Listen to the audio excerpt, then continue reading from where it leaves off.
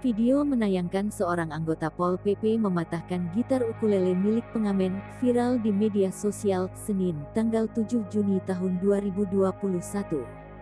Video singkat itu memperlihatkan seorang pria berseragam Pol PP merusak gitar ukulele menggunakan tangan dan kakinya. Polisi Pamong Praja, Satpol PP itu diketahui berdinas di Kota Pontianak, Kalimantan Barat, Kalbar. Kepala Satuan Polisi Pamong Praja, Kasatpol PP Kota Pontianak Syarifah Adriana mengatakan, ukulele yang dihancurkan tersebut merupakan hasil penertiban 2 tahun lalu.